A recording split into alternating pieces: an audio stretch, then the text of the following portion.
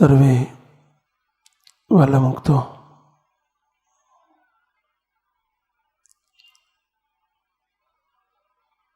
આ સંસાર એટલે જ અનંત સમસ્યાઓનો સમૂહ.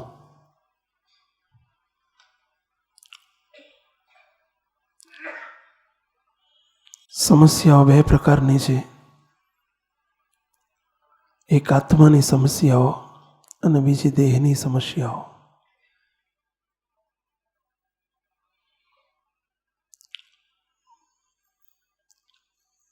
અમે ટીચર છીએ, અમે ડૉક્ટર છીએ આત્માની સમસ્યાઓના.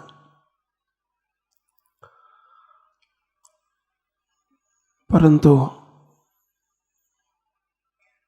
આત્માની સમસ્યાઓ મટાવતા પહેલા દૈહિક સાંસારિક સમસ્યાઓને ઉકેલવી એ ફરજિયાત છે. કારણ કે ગુજરાતીમાં એક કહેવત છે, ભૂખ્યા પેટે ભજન ન થાય. આવું ગુજરાતીમાં કહેવાય છે. પેટમાં ભૂખ લાગી હોય અને એને કોક તું ધ્યાન કરવા બેસ તો એ ધ્યાન નહીં કરી શકે. એમ સાંસારિક અનેક સમસ્યાઓને વિટમણાઓમાંથી જ્યાં સુધી આપણે બહાર નીકળતા ન શીખીએ ત્યાં સુધી આત્માની સમસ્યાનો ઉકેલ શોધવો અઘરો છે. અને એટલે અમારા અનુભવનો વિષય નહીં હોવા છતાં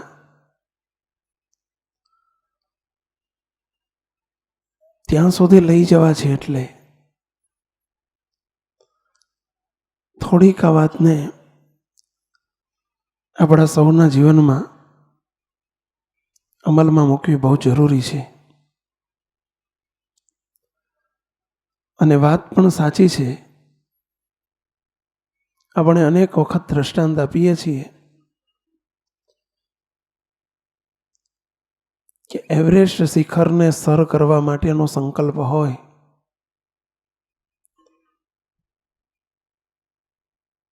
અને જો ટાઢા પાણીએ નાહવાની શક્તિ અને શ્રદ્ધા જો ન કેળવી શકતો હોય, ઠંડા પાણીએ નાહવાની તૈયારી ન હોય અને એવરેસ્ટ શિખર સર કરવાનો સંકલ્પ કરવો એ કેવળ મૂર્ખની નિશાની છે. અશક્ય છે, અસંભવ છે. આપણે એક સામાન્ય બાપજીના શબ્દમાં કહીએ તો બાપનું જે 2 રૂપિયા હાથ ઉછીના કોઈને આપી શકતો નથી એ બાપનું દેવું કેવી રીતે ભરી શકશે? બાપજી આવું કાંઈ એમ કહે છે. આપણે એક સામાન્ય સમસ્યાઓને આપણે ઉકેલી શકતા નથી તો અનાદિકાળની જે સમસ્યાઓ છે, આ જીવાત્મા અનેક પ્રશ્નોને ઉદ્વેગ અને મૂંઝવણોથી ટેવાઈ ગયેલો છે અને પીડાય છે. કામ, ક્રોધ, લોભ, વિષય આ જીવાત્માને નડી રહ્યા છે. એ સમસ્યાઓનો ઉકેલ કેવી રીતે પામી શકશે? જેને 5 જણની રસોઈ કરતા નથી આવડતું એની પાસે 500 જણની રસોઈ કરાવવાનો સંકલ્પ ખોટો છે, અસંભવ છે.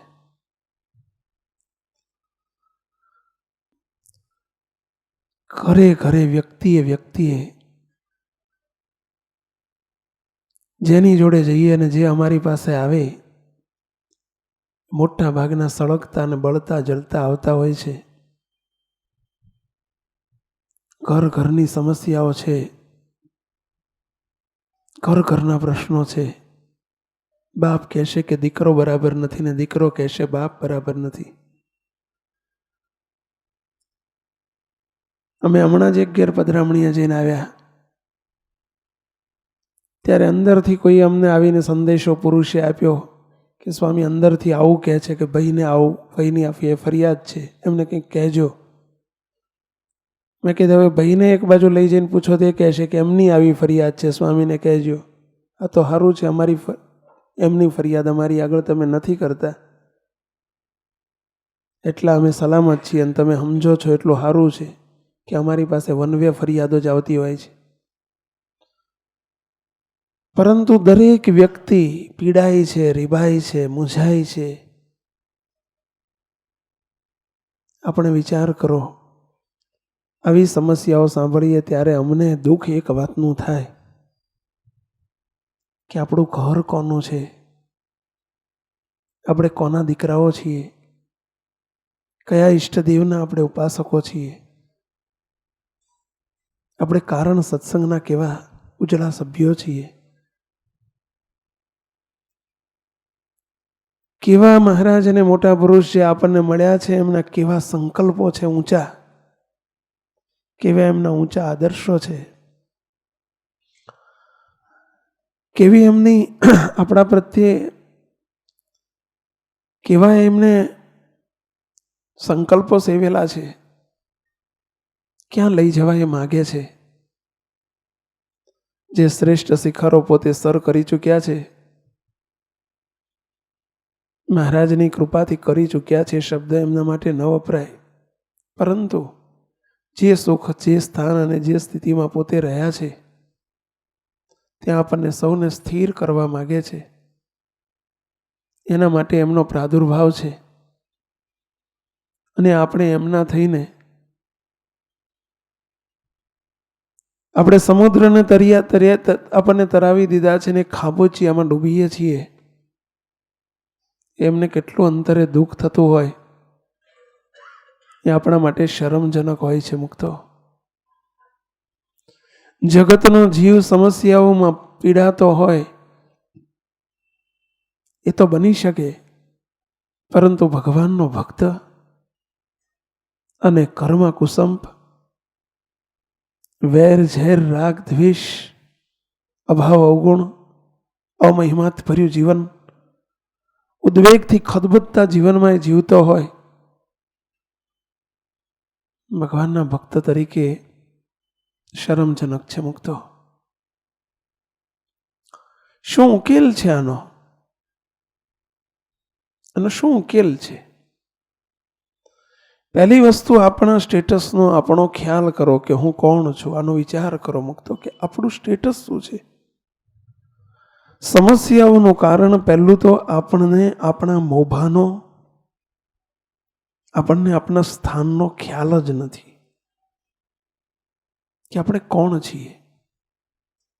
અને પરિણામ સ્વરૂપે મોટામાં મોટું જો સંસારિક સમસ્યાઓનો મોટામાં મોટો મૂળ હોય તો એકબીજાનો અહંકાર છે. પહેલામાં પહેલું મૂળ અહંકાર. અહંકાર ટકરાય છે. આપણે ઘણી વખત કહીએ છીએ કે જ્યારે વાદળા ટકરાય ત્યારે ગડગડાટી થાય છે, અને જ્યારે અહંકાર ટકરાય છે ત્યારે ધમધમાટી થાય છે. ધમધમાટી એટલે સમજ્યા ને, પખડ જંતર ઊભું થાય છે. જ્યાં કંઈક ક્લેશ ઉત્પન્ન થયો એટલે સમજી લેવું, જેમ વાદળાનો અવાજ આવ્યો ને ગડગડાટી થઈ એટલે સમજી લેવું કે ભગવાન દડે નથી રમતા. આવું કહેતા નાનપણમાં, કેવું ભગવાન ગેડી દડે રમવા માંડ્યા. જ્યાં પેલો પેલો દોડ દોડે ને, જો દડો દોડ્યો કે એક બાળકોને સમજાવવાની વાત હતી. ભગવાન ગેડી દડે રમવા નવરા નથી અને એ એમનો બિઝનેસ નથી. એ કંઈ હવે છોકરા કે કિશોર નથી કે રમ્યા કરે. મુક્તો પરંતુ વાદળાનો ગડગડાટ એટલે સમજી લેવું કે આ સામે ટકરાયેલા વાદળાનો અવાજ છે. કર્મમાં ક્લેશ ઉત્પન્ન થાય એટલે સમજી રહેવું જે અહંકારની ટકરામણ છે. આ અહંકાર, એકબીજાના ઈગો ટકરાયા છે. ભગવાનના ભક્તને શું અહંકાર? આપણે આપણો વિચાર કરો કે હું ભગવાનનો ભક્ત છું, ભગવાનનો મુક્ત છું. 4 પ્રકારના જીવનમાં આપણે કયા પ્રકારનું જીવન જીવીએ છીએ એનો વિચાર કરો. એક પશુ જીવન છે, બીજું મનુષ્ય જીવન છે, ત્રીજું ભક્ત જીવન છે, અને ચોથું મુક્ત જીવન છે. મુક્ત જીવન એટલે જ દિવ્ય જીવન. આપણે કયું જીવન જીવવાનું છે, આપણી કેટેગરી કઈ છે? આપણે પહેલા આપણને એટલો ખ્યાલ હોવો જોઈએ કે મારી કેટેગરી કઈ છે, હું કયું જીવન જીવી રહ્યો છું. મહારાજ અને મોટાએ મને કઈ કેટેગરીમાં, કઈ કક્ષામાં મૂકેલો છે. આજે અમારે થોડા દિવસ પહેલા સ્વામિનારાયણ ધામમાં આપણે ગુરુકુલની અંદર અત્યારે 10મા અને 12મા ધોરણની પરીક્ષાઓ નજીક આવી રહી છે, એટલે 10-12ના ધોરણના વિદ્યાર્થીઓની 3 પ્રકારની લાઇબ્રેરી જુદી પાડવામાં આવી છે. રાત્રે વાંચવા માટે લાઇબ્રેરીમાં 3 ડિવિઝન પાડવામાં આવ્યા છે. A, B, C 3 grade. મને સમાચાર મળ્યા કે સ્વામી આ રીતે 3 ગ્રેડ છે.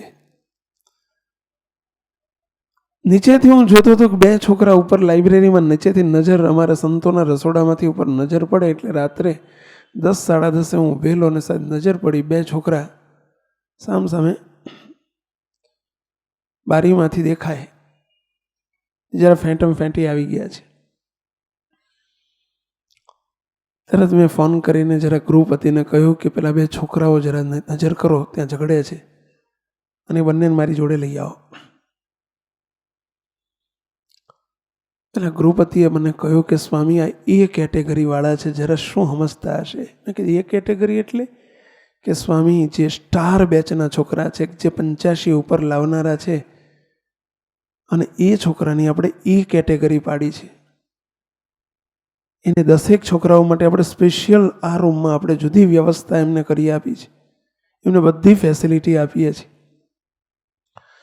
જે 60થી 80 વાળા છે એ બધાને આપણે બી કેટેગરીમાં રાખ્યા છે, અને જે 60થી નીચે વાળા છે એ બધાને સી કેટેગરી મૂકેલા છે. ત્રણેયની લાઇબ્રેરી અલગ છે. મેં પેલા છોકરાને એટલો જ કહ્યું, તને એટલો ખ્યાલ છે કે તું કઈ કેટેગરીનો વિદ્યાર્થી છું? તને એટલી ખબર છે? આટલું કહેતાની સાથે બંને વિદ્યાર્થીઓ એકદમ ધ્રુસકે ને ધ્રુસકે રડી પડ્યા. બંને કહ્યું, સ્વામી અમારી બહુ મોટી ભૂલ થઈ ગઈ છે, અમને માફ કરો. સ્વામી હવે કદી અમારા જીવનમાં ભૂલ નહીં થાય. કે તમને આ પસ્તાવો થયો એનું કારણ શું? 5 મિનિટ પહેલાં મેં તમને બારીમાંથી જોયા છે કે તમે ફેંટી આવી ગયા છો. ત્યાં કે સ્વામી અમે એટલું ભૂલી ગયા હતા કે અમે કઈ કેટેગરીના છીએ. આ તમે આટલું જ કહ્યું કે તમે કઈ કેટેગરીના છો એટલો તો ખ્યાલ કરો. બસ આ ખ્યાલ અમને થયો ને એટલે અમને પારાવાર દુઃખ થાય છે, અમે આ શું કરી રહ્યા કયું. બસ મૂકતો. પહેલું એક સત્સંગી તરીકે જે તમે બેઠા છો ને તમે જેની સામે બેઠા છો, જેની સાથે બેઠા છો, એ આપણા ઈષ્ટદેવ કોણ છે? આપણે કોના મુક્તો છીએ? કયું જીવન જીવનારા, કઈ કેટેગરીના આપણે સભ્યો છીએ એનો ખ્યાલ કરો. પહેલું તો આપણને આ શોભે? આટલો એક વિચાર નિરંતર જો વર્તતો હશે, જેમ સ્વામી વૃંદાવન સ્વામીની વાતોમાં એક નાનકડી વાત આવે છે કે કારભારીનો છોકરો રોજ બીજા છોકરા જોડે રમવા જાય, અને જ્યારે વચ્ચે પાણીનો ધોરિયો આવે ત્યારે બધા છોકરા એકદમ દોટ મૂકીને કૂદકો મારીને પેલી બાજુ કૂદકો મારીને પડે. અને ત્યારે રોજ આવો એમનો ક્રમ થઈ ગયો છે. એક દિવસ એમાં કારભારીનો છોકરો એને એના પપ્પાએ બોલાવીને કહ્યું કે બેટા, હવે હું વૃદ્ધ થયો છું, તને કારભારું સોંપવાનું છે, માટે તું આવતીકાલથી કારભારી થવાનો છો. એ દિવસે સાંજે રોજની જેમ એના મિત્રોની સાથે રમવા તો ગયો આ છોકરો, પરંતુ એણે કૂદકો ન માર્યો. પાણીના ધોરિયાની અંદર પગ મૂકીને એણે પેલી બાજુ પ્રવેશ કર્યો. ત્યારે બીજા છોકરા પૂછે છે, ભાઈ રોજ તો અમારી જેમ દોટ મૂકીને કૂદકો મારતો હતો, આજે તે કૂદકો ન માર્યો, એનું કારણ શું? ત્યારે પેલો છોકરો હાથ જોડીને કહે છે, ભાઈઓ, રોજની વાત જુદી હતી, આજની વાત જુદી છે, અને આવતીકાલની તો એથી જુદી થવાની છે. આજે તો હું તમારી જોડે રમવા આવ્યો, આવતીકાલથી હું હવે તમારી જોડે રમવા પણ નહીં આવું. કેમ?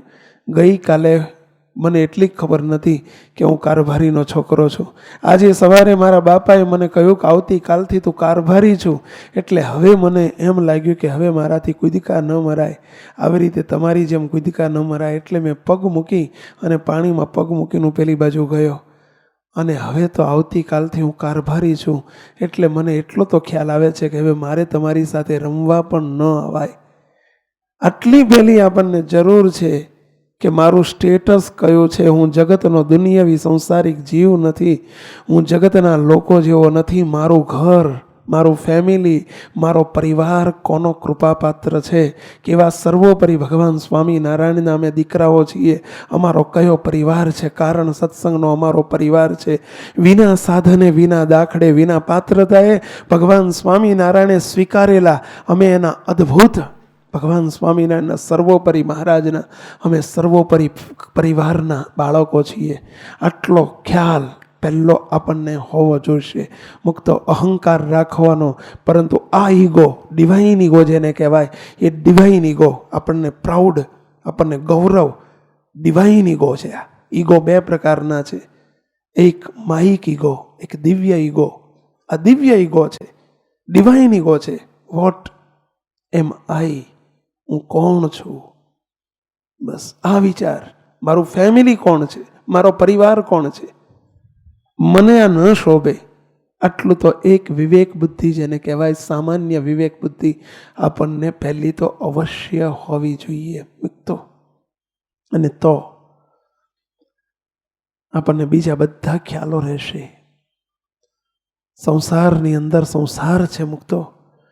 તુંડે તુંડે મતિર ભિન્ના. વ્યક્તિએ સમસ્યાઓનો ઉપદ્રવ ક્યાંથી થાય છે? કારણ કે વ્યક્તિએ સ્વભાવ જુદા છે, પ્રકૃતિ જુદી છે. વ્યક્તિએ અહંકાર જુદો જુદો છે. દરેકનું માન જુદું છે. દરેકને માનને આશ્રેલા ઈર્ષ્યા, વેર, ઝેર, રાગ, દ્વેષ, કપટ, દંભ આ બધાનું અલગ અલગ છે. અને એમાં સાથે રહેવાનું છે. ત્યાં આપણે કેટલીક વસ્તુઓને એકબીજાને પહેલું તો સમજતા શીખવું પડશે. સમજતા શીખો એકબીજાને. આ સમસ્યાઓનું કારણ છે કે એકબીજાને આપણે સમજી નથી શકતા મુક્તો. અને સમજી નથી શકતા અને પરિણામ સ્વરૂપે એક કહે છે કે મારું સાચું છે, પેલો કે મારું સાચું છે. અમારે હમણાં જરા કાગળ આપશો સ્વામી. અમારે હમણાં એક શિબિર હતી.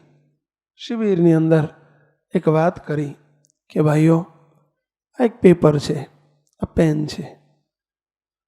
હવે આપ સૌને હું પ્રશ્ન પૂછું મુક્તો કે આપ સૌને પ્રશ્ન પૂછું કે આ શું છે? ભઈલા કહેશો શું છે? 6. મુક્તો શું છે? કહેશો જરા. શું છે કહો લો? કહો ભાઈ શું છે કહો. હવે તમે હાચા કા હાચા? મુક્તો તમે કહો છો 6 છે ને આ કહે છે કે 9 છે. સાચું શું આમાં? મુક્તો બહુ સમજવા જેવું છે. બંને સાચા છો. આમ જુઓ તો 6 છે ને આમ જુઓ તો 9 છે. બરાબર છે? આટલું જ સમજવાનું છે તમારા ગૃહસ્થ આશ્રમની અંદર પણ. એક કહે છે કે હું સાચો છું, પેલો કે હું સાચો છું. બંનેના એંગલથી સાચા છે, પરંતુ એના એંગલથી જોવાનો પ્રયત્ન તમે જો કરો અને તમે એના એંગલથી જોવાનો પ્રયત્ન કરો તો તમને ખ્યાલ આવશે કે ખરેખર સમસ્યાનો ઉપદ્રવ આપણે આપણી દ્રષ્ટિને જ જોઈએ છીએ, આપણી દ્રષ્ટિથી જોઈએ છીએ. સામાન્ય દ્રષ્ટિએ આપણે જોઈ શકવાની કેળવી નથી, તાકાત કેળવી નથી મૂકતો. અને પરિણામ સ્વરૂપે આપણે પ્રશ્નો ઊભા કરીએ છીએ. મોટા સંતો એક દ્રષ્ટાંત આપતા કે 2 ઘોડેસવાર મિત્રો જઈ રહ્યા છે. 2 ઘોડેસવાર મિત્રો જઈ રહ્યા છે અને રસ્તાની અંદર એક સુંદર મજાનો સ્પોટ આવે છે. એટલે 4 રસ્તા આવે છે, રાઉન્ડ જેને કહીએ ને આપણે, નથી પેલું સર્કલ હોતું, સર્કલ આવે છે. સર્કલની અંદર ત્યાં પણ એક ઘોડેસવાર સ્ટેચ્યુ, ઘોડા ઉપર બેઠેલો એક સૈનિક, સિપાહી, એનું સ્ટેચ્યુ છે, પુતળું છે. એના હાથમાં સોનાની ઢાલ છે. ઢાલ સમજો છો ને? એક હાથમાં તલવાર છે, એક હાથમાં ઢાલ છે. બંને મિત્રો એક સર્કલને આમ ડાબી બાજુથી ફરીને પેલી બાજુ જાય છે, એક સર્કલની જમણી બાજુથી ફરીને પેલી બાજુ જાય છે, ફરી પાછા બંને આગળ જઈને ભેગા થઈ જાય છે. સર્કલ પત્યા પછી પેલો એક મિત્ર આગળ જઈને કહે છે, જોયું કેવી સોનાની ઢાલ હતી, જોયું? પેલો ક્યારે સોનાની નહોતી, ચાંદીની હતી. મૂર્ખ, તને આટલી ખબર નથી પડતી? ચાંદીની છે. પેલો કે સોનાની છે, પેલો કે ચાંદીની છે, પેલો કે સોનાની છે, પેલો કે ચાંદીની છે. પેલો કે તું મૂર્ખ છો, પેલો કે તું મૂર્ખ છો. ક્લેશ, સમસ્યા ઊભી થઈ ગઈ. શામાંથી થઈ? બંને ઝઘડી પડ્યા. કોઈ કે કહ્યું, શું છે આવું છે? મેં સોનાની જોઈ છે, નજરો નજર હગી આંખે જોઈ છે. પેલો કે ખોટું છે, ચાંદીની છે, મેં નજરો નજર જોઈ છે. મુકતો પેલો હોશિયાર માણસ હતો, ડાયો માણસ હતો. તમે એક કામ કરો, તમે જે બાજુથી આવ્યા ને એના વિરુદ્ધ દિશામાં તમે જાઓ, તમે પેલી વિરુદ્ધ દિશામાં તમે જાઓ. સમજી ગયો કે બંને સાચા છે, પણ ઢાલની એક સાઈડ સોનાની હતી, ગોલ્ડન કલરની હતી, બીજી સાઈડ સિલ્વર કલરની હતી. એટલે એક જે આમથી ગયો છે કે ચાંદીની છે, આમથી ગયો છે સોનાની છે. ખરેખર પેલાની દ્રષ્ટિએ પેલો સાચો છે, પેલાની દ્રષ્ટિએ પેલો સાચો છે. સ્થળ જ બદલવાની જરૂર હતી. પરસ સાઈડ બદલાઈ નાખી અને કે આ તું બરાબર છે હો. તો કે મારું ખોટું કેવી રીતે? સાચું છે, તુંય સાચો છો, હુંય સાચો છું. બસ આપણે આ એક સમજણને કેટલીક વખત આપણે નાની બાબતને મોટું સ્વરૂપ આપી દઈએ છીએ, અને એનું કારણ એ હોય છે કે આપણે એકબીજાની દ્રષ્ટિને સમજી શકતા નથી, અને પરિણામ સ્વરૂપે વાત આવડી છે, વાતનું વતેસર થઈ જાય છે. સમજ્યા? વાતમાં કશું જ ન હોય, પણ મોટું વતેસર કરીને મોટી સમસ્યા ઊભી કરી દઈએ છીએ, અને એનું કારણ આ છે. મુક્ત એકબીજાને સમજતા શીખો, બહુ જરૂરી છે. ઘણી વખત આપણે મેં નજરે જોયું છે ને, અરે ભાઈ નજરે જોયું છે ને, એમાંથી શંકાઓ ઊભી થાય, એકબીજા ઉપર આક્ષેપો ઊભા થાય, એકબીજા ઉપર અપવાદો ઊભા થાય, એકબીજા ઉપર પ્રેજ્યુડાઇઝ અંદર એકબીજાને પ્રત્યેનો પૂર્વાગ્રહ ઊભો થાય, અને દિવસે દિવસે સમસ્યા વધુ જલદ બનતી જાય, ગેપ વધતા જાય. પરંતુ એટલું આપણે સમજતા શીખો કે ઘણી વખત સો મેની ટાઈમ્સ એવું બને, ઘણી વખત એવું બને કે નજરે જોયેલું પણ ક્યારેક ખોટું હોય. મુક્તો 100% નજરે જોયેલું પણ ખોટું હોય. મેં નજરે જોયું છે ને કાનો કાન સાંભળ્યું છે ને, છતાં પણ ખોટું હોય. મુક્તો બની શકે. અમારા પોતાના જીવનમાં આવું 1-2 વખત બનેલું છે કે નજરે જોયેલું ખોટું હોય. 1985ની સાલ, 87ની સાલ, મને એક પ્રસંગ યાદ આવે છે. 86 આપણું વાસના મંદિર એ વખતે બનતું હતું. 1986 પતરાવાળી ઓયડી હતી. અમે 2 સંતો, અમે મોટા સ્વામી બાપજી, અમને સેવા સોંપેલી ત્યાં રહેવાની. અમે ત્યાં રહેતા. એક વખત એવું બન્યું, દિવાળીના અરસો હતો, દિવાળીના 10 દિવસ પહેલાં અમારા કીર્તિભાઈ, આપણા કીર્તિભાઈ જે છે એ કીર્તિભાઈ દારૂખાનાનો વેપાર કરતા. ઘનશ્યામનગર મંદિરની બહાર પેલી દુકાનો છે ને, એ દુકાનમાં દારૂખાનું લાવતા અને 5 દિવસ વેચતા, અને એમાંથી એમનું 2-5 હજાર રૂપિયા કમાઈ લેતા. આપણે એમને રજા આપતા. આપણા ત્યાં એ ડ્રાઇવિંગની સેવા કરતા, ગાડી ચલાવતા. બન્યું એવું, 5-7 દિવસ બાકી હતા દિવાળીના, 7-8 દિવસ પહેલાં, ને અમે વાસના, અમારે ઘનશ્યામનગર અનકોટની સેવામાં જવાનું હતું. ગાડી લઈને અમને લેવા આવ્યા. અમે ગાડીમાં બેસવા જતા હતા, અને મને વાત કરી, મને અમે ઘનશ્યામનગર જવાનું હતું. મને કે સ્વામી એક વિનંતી છે. કહું કે શું? સ્વામી દારૂખાનું લઈને મૂક્યું છે, 4-5 બંડલ છે મોટા મોટા, અને માણેક ચોકમાં દુકાન ઉપર દારૂખાનું તૈયાર છે. જો આપ રજા આપો તો સ્વામી ગાડી આપણે માણેક ચોક થઈને લઈએ તો ઉપર કેરિયર ઉપર, અને અંદર બેસનારા 2 સંતો છો તો આગળ બેસી જાઓ, પાછળ જગ્યા છે. મારે મજૂરીના પૈસા ન થાય, અને આપણે લેતા જઈએ તો 10-15 મિનિટ વધુ થશે. અમને એમ કે હવે આને ક્યાં મજૂરીના પૈસા વધારે ખર્ચાવવા, કંઈ વાંધો નહીં, ચલો માણેક ચોક થઈને લઈ લો. માણેક ચોકની વચ્ચોવચ, બજાર વચ્ચોવચ ગાડી ઊભી રાખી, દારૂખાનાની દુકાન, એમાંથી 4-5 પેકેટો અંદર બંડલ એક પછી એક લાઈન મૂકવા માંડ્યા. 10 મિનિટ અમે ત્યાં બાજુમાં ગાડી પાર્ક કરીને એમાં બેસી રહેલા. સામે એક હરિભક્તની સત્સંગીની અન્ય સંસ્થાના સત્સંગીને એમની દુકાન સામે હશે, મને ખબર નહીં. એ અમને ઓળખે, હું એમને પણ ઓળખતો, પણ મારું એ બાજુ ધ્યાન નહીં. એ દુકાનમાં બેઠા બેઠા જોવે કે આ વાસનાવાળા સ્વામી છે, ઘનશ્યામનગરવાળા સંતો છે, અને અમને નામથી ઓળખે, પર્સનલી ઓળખે, બધી રીતે જોઈએ ઓળખે. અને અમારી ગાડીમાં પેલા દારૂખાનાના બંડલ મુકાતા જોયા. એટલે આ ભાઈએ મનોમન નક્કી કરી નાખ્યું, શું કે આ ઘનશ્યામનગરના સાધુ, વાસનાના સાધુ કહેવાય સારા, ધર્મ નિયમવાળા, પરંતુ દારૂખાનું જેટલું ફોડે છે ને એટલું ગ્રહસ્થ નહીં ફોડતા હોય. ઓહો, આટલું બધું દારૂખાનું સાધુ ફોડતા હશે. તે એમને આ વહેમ પેસી ગયો.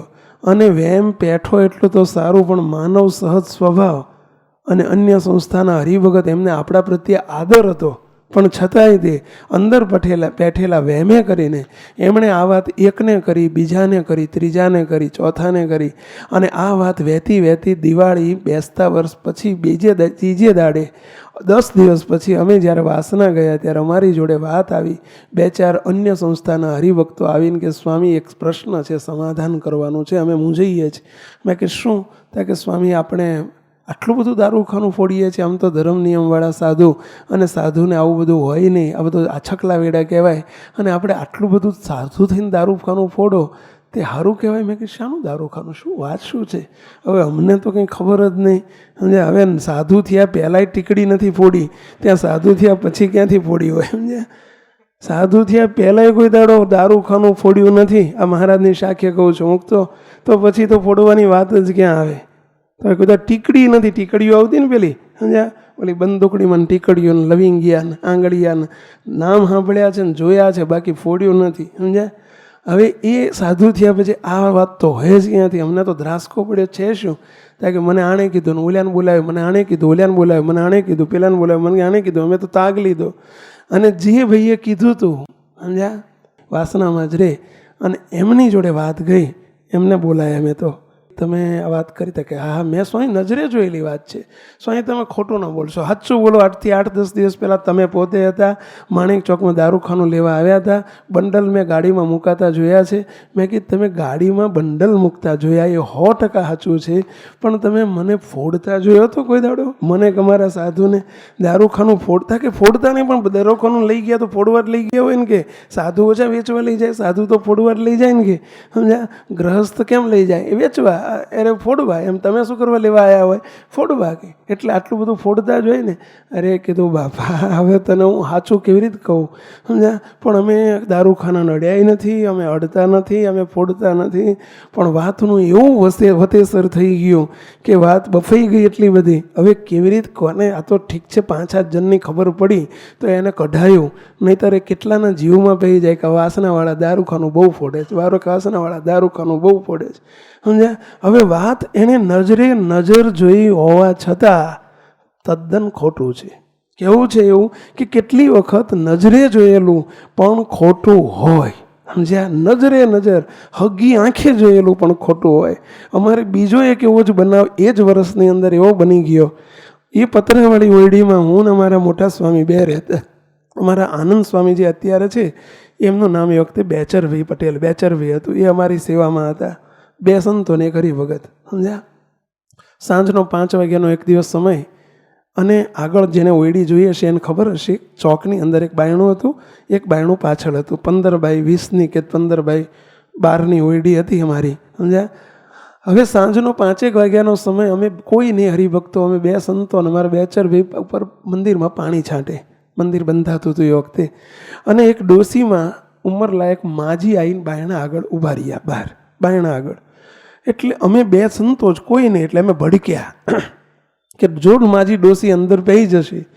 ડોસી અજાણ્યા લાગે છે, બિન સત્સંગી લાગે છે, અને જો અંદર દર્શન કરવાના બાને પહી જશે તો અમારે ઉપવાસ પડી જશે. એટલે અમે લોકો પાછળ બાયણું હતું ત્યાંથી ભાગી અને દોટ મૂકીને અમે હવે ન અમારે બોલાય, ન કહેવાય, ન રોકાય, અને જો ભૂલમાં અંદર આવી ગયા તો અમારે ઉપવાસ થઈ જાય, અંદર એકાંત થઈ ગયું કહેવાય, એટલે ઉપવાસ થઈ જાય. એટલે અમે પાછળનું બારણું ખોલી અને પાછળની જાળીથી પાછળ ભાગી ગયા. બારણું બંધ કરી દીધું, જાળી હતી, જાળી બંધ કરી દીધી. એટલે ડોસીને ભાવતું જડ્યું એમને એમ થયું કે સંતો જતા રહ્યા એટલે હાશ મારે હવે જવાય. એટલે એ તો આવીને ડોસી અંદર બેસી ગયા. અંદર બેહીને ઠાકોરજીની ખુરશીમાં પેલું ઠાકોરજી પધરાયેલા એ આગળ આવીને તો બેસી ગયા દર્શન કરીને, માળા ફેરવવા, હાથમાં માળા લઈને આવેલા, માળા ફેરવવા. અમે પાછળ ઊભા ઊભા વિચાર કરીએ કે હે મહારાજ, આ ડોશીએ ડખો કર્યો, હનો કર્યો, અંદર આવીને બેસી ગયા. એ તો નિરાંતે પલાઠી વાળીને બેસી ગયા ભજન કરવા. અમે બહાર ઊભા છીએ. હવે 5 મિનિટ થઈ, 10 મિનિટ થઈ, 15 મિનિટ થઈ.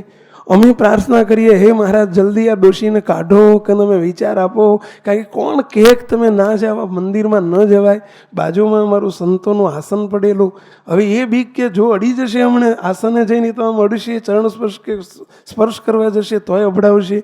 અને બીજો ભય અમને મોટામાં મોટો એ પ્રાર્થના એ કરીએ કે મહારાજ અત્યારે આ રોડ ઉપર આ ઓયડી છે, રોડ ઉપરથી જો કોઈક નીકળે અને ડોસીને અંદર જતા જોવે અને 15 મિનિટ પછી ડોસીને બહાર નીકળતા જોવે તો લોકોને શું કહી જાય જે જોયું હોય એને કે મેં નજરો નજર ડોસીને અંદર જતા જોઈ છે, નજરો નજર બહાર નીકળતા 15 મિનિટ પછી જોઈ છે. કોણ કહે છે કે શ્રીધરના ત્યાગી છે? એ દાવો કરી શકે. હવે ખરેખર હકીકત એવી હતી કે અમે રૂમમાં હતા જ નહીં, અમે મંદિરમાં હતા જ નહીં, અમે બહાર જ હતા. પરંતુ જો વાતનું વતેસર કોઈને કરવું હોય તો 100% થઈ જાય. અમને આ મોટો ભય હતો, હે મહારાજ આ કંઈક બફાઈ જશે, માટે આ ડોસીને જલ્દી બહાર કાઢો, કોઈ જોવે નહીં એ રીતે બહાર કાઢો. કારણ કે કોઈને ખબર નથી કે ખરેખર સંતો પાછળ નીકળી ગયા છે. પાછળ છાપરું હતું કે અમે પાછળ ઊભા હોય તો રોડ ઉપરથી ખબર ન પડે. બાયણું બંધ હતું, અમે સેફ હતા, અમે સંપૂર્ણ સલામત હતા, અમે અમારા નિયમમાં જ હતા, એમાં કોઈ મિનિમેખ નહોતો. પરંતુ છતાંય તે જો વાત ન કોઈ બરાબર જોઈ હોય તો કંઈક બફાઈ જાય. મહારાજને પ્રાર્થના કરીને મહારાજે ડોસીને વિચાર આપ્યો અને વળી 5, 7, 10 મિનિટમાં ઊભા થઈને નાહીને ભાગીને જતા રહ્યા. પરંતુ જો આ વખતે નજરો નજર કોઈએ જોયું, મેં નજરો નજર જોયું છે એવો દાવો કરી શકે મુક્તો, પણ છતાંય એનું ખોટું છે. નજરો નજર જોયેલું હોય. સંસારની અંદર પણ ઘણી વખત આવી કોઈક શંકા કુશંકાઓ અને કોઈક પૂર્વાગ્રહના સ્વભાવે કરીને કેટલાક અરસપરસના પૂર્વાગ્રહ બંધાતા હોય અને પરિણામે સમસ્યાઓ એકબીજાના મન નોખા પડતા જ જાય અને પરિણામ સ્વરૂપે ન થવાનું થઈ જાય મુક્તો. અને એટલા માટે ખાસ એક સમજવાની તૈયારી કે હંમેશા કંઈ પણ બને તો એને અંદર રાખ્યા કરતાં એક તમારી સમસ્યાને ઉકેલ રૂપે એનો ખુલાસો કરતા શીખો, નિખાલસ થતા શીખો, સામે બેસી જતા શીખો. અઠવાડિયે તે 10 દિવસે સામે બેસીને એનો ખુલાસો કરો મુક્તો. આ એક અંદરની સમસ્યાથી છૂટવાનો એક ઉપાય છે. બીજી વાત મુક્તો, સરળ થતા શીખો. હંમેશા સરળ થઈને ક્યાંક કદાચ માફી માગવી પડે તો પોતાના અહંકારને બાજુમાં મૂકીને ક્યાંક ક્ષમા માગી લેતા શીખવી એ બહુ મોટી ભગવાનના ભક્તનું બહુ મોટું લક્ષણ છે. ભણવામાં આવતું ક્ષમા વીરસ્ય ભૂષણમ, ક્ષમા આપે વીરનું આભૂષણ છે. સમજ્યા? ક્ષમા આપી એને લેટ ગો કરતા શીખવું બહુ જરૂરી છે મુક્તો. ગાંઠો ન બાંધો. સત્સંગી તરીકે પૂર્વાગ્રહની ગાંઠો આપણે છોડતા શીખો. આપણે કયા સ્ટેજ ઉપર ક્યાં પહોંચવાનું છે અને આ બધા વિઘ્નો આપણને ધ્યાન ભજનમાં નડશે, ભક્તિમાં નડશે. શ્રીજી મહારાજે વચનામૃતમાં કહ્યું છે કે ભગવાનના ભક્તને ધ્યાનમાં 4 વિઘ્ન છે અને એમાં કસાય નામનો જે વિઘ્ન છે કે રાગ દ્વેષ. કસાયનો અર્થ થાય છે રાગ દ્વેષ, અને રાગ દ્વેષનો જે વિઘ્ન છે એ અંદર બહુ નડે. નહીં હખે સુખે ભજન થાય, નહીં સુખે માળા ફરે, નહીં સુખે તમને ભજન ભક્તિ થાય, નહીં સુખે ધ્યાન થાય. અમારી આશાઓ અને કલ્પનાઓ કેવી રીતે પાર થશે મુક્તો? આત્માની જે અનાદિકાળની સમસ્યા ઉલઝાવવાની છે, પ્રભુના સુખમાં આપણે તદ્રુપ થવાનું છે, મહારાજ અને મોટા આપણને ક્યાં પહોંચાડવા માગે છે. તો એના માટે પહેલું આપણો સરળ સ્વભાવી બનતા શીખો, ક્ષમા આપતા શીખો, આપણે હાસ્ય કહેતા શીખો, કરતા શીખો, ગાંઠોને છોડતા શીખો. આ સત્સંગીનું પહેલું લક્ષણ છે. સમજ્યા? સરળતા એ આપણો સત્સંગીનો શણગાર છે. મહારાજ આપણને આ શીખવાડે છે કે તમે પણ ઘરની અંદર, વ્યવહારની અંદર, સમાજની અંદર, અને તમને તો હું ખાસ વિનંતી કરું છું અહીં બેઠેલા મુક્તો કે તમારા ઘરની સમસ્યા એટલી ન વધારો કે એ સમસ્યા અમારી જોડે સમસ્યા બનીને આવી જાય.